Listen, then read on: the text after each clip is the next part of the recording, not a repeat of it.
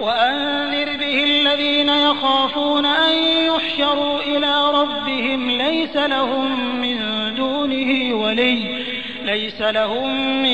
دونه ولي ولا شفيع لعلهم يتقون ولا تطرد الذين يدعون ربهم بالغداة والعشي يريدون وجهه ما عليك من حسابهم من شيء وما من حسابك عليهم من شيء فتطردهم فتكون من الظالمين وكذلك فتنا بعضهم ببعض ليقولوا أهؤلاء من الله عليهم من بيننا أليس الله بأعلم بالشاكرين وإذا جاءك الذين يؤمنون بآياتنا فقل سلام عليكم كتب ربكم على نفسه الرحمة أنه من عمل منكم سوءا بجهالة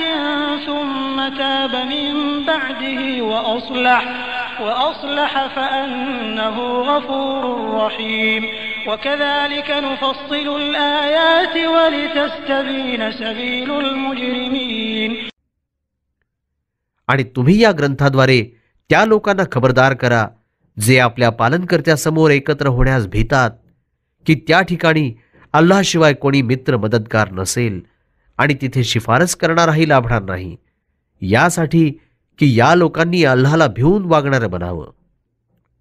आणि जे लोक सकाळ संध्याकाळ आपल्या पालनकर्त्याला पुकारतात आणि त्याची मर्जी प्राप्त करू इच्छितात त्यांना आपल्या बैठकीपासून दूर करू नका.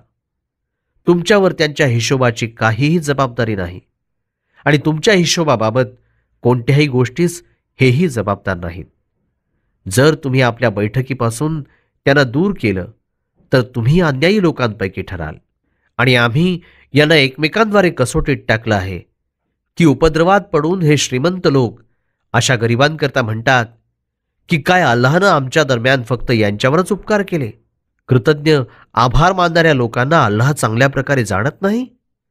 आणि जेव्हा तुमच्याजवळ ते लोक येतील जे आमच्या आयतींवर ईमान राखतात तेव्हा तुम्ही सांगून टाका, तुमच्यावर सलाम शांती असो. तुमच्या पालनकर्त्यानं दया कृपा करणं स्वतःसाठी आवश्यक करून घेतलं आहे.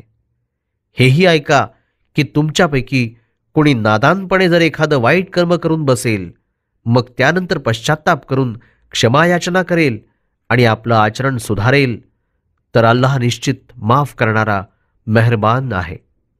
आणि अशाच प्रकारे आम्ही आपल्या आयती उघड करून त्यांचं साफ निवेदन करतो.